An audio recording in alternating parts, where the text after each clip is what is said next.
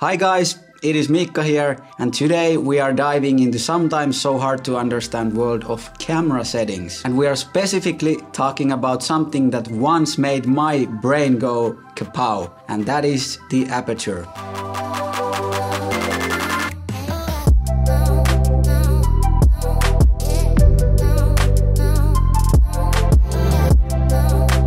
Aperture was very hard nut for me to crack when I was starting out as a photographer. The smaller the number means bigger opening. Why does the smaller f number make your background blurry? Why do I have to choose bigger f number if I want to make my whole frame sharp? And why does the aperture go smaller when the f number increases? Doesn't really make sense. I was pretty confused because I wanted to understand that what is happening with my camera so that I could learn to use it properly and especially expose properly. So let's untangle this mess once and for all so that even 5-year-old could understand it. Aperture is one of the 3 keys to master exposure in photography and filmmaking. Alongside, we have also shutter speed and ISO. These are all kind of linked together and they form this so-called exposure triangle. Each of these affects to the other, and if you change one, you might have to tweak another to get the right exposure. When it comes to aperture, it pretty much controls that how much light your lens is giving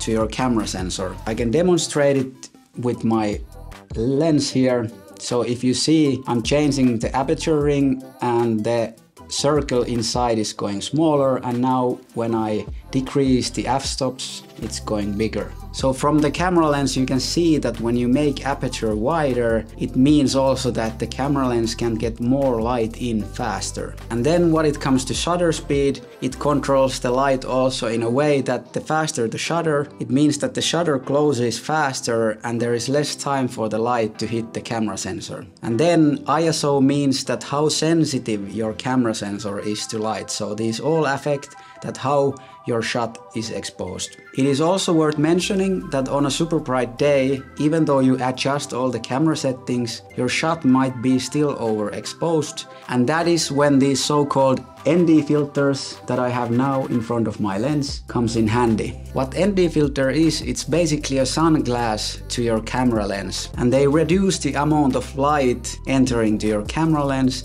without affecting the color or the quality of your image. If you don't understand any of these concepts now, don't worry. I will dive more into shutter speed, ISO and ND filters in my upcoming videos. And I can say that when I was starting out as a photographer, I didn't understand much about these, and sometimes it just felt that when people were talking about aperture or ISO or whatever, I got only more confused. So you have to give yourself some time and some context to be able to understand everything well. But for now, let's stay focused on cracking the code of aperture. I think the best way to think aperture is to think it as your eye pupil. When you are in the dark room, your eye pupils expand to let more light in, and that is equivalent to wide aperture. And then when you step out to sunlight, your eye pupils shrink down to limit the amount of light getting in to your eyes, and that is equivalent to smaller aperture. Then also in the camera lenses we usually have those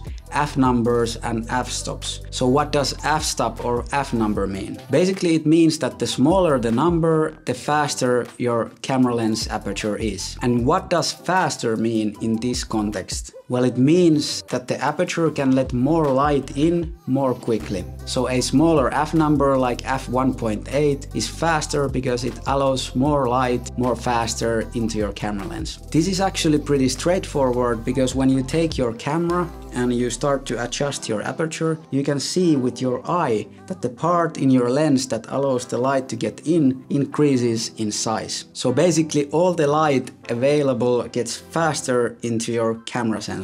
Well, what does then depth of field mean? That means basically that how much of your photo is in sharp focus. When you use wide aperture, which is small f-stop number like f1.8 or f1.4, it means that your camera lens opening is larger. And the larger camera opening means that more light comes into your camera lens, but it also means that more narrow the depth of field of your camera lens. And because with wide aperture your depth of field is narrow, it means that only small portion of your image is tack sharp, and that is usually the part that you want to focus on. And the rest will be blurry. This will result as a soft blurry background, which is also called bokeh within us photographers. It is great for drawing attention to a specific subject, like when you are doing portrait photography, for instance. And then again, when you are using small aperture, which in this case is large f-stop number like f11, f16, it means that your lens opening is small. This allows less light to enter into your camera sensor, but it also makes the depth of field large in your photo. This means that larger portion of your frame will be in focus from foreground to the background.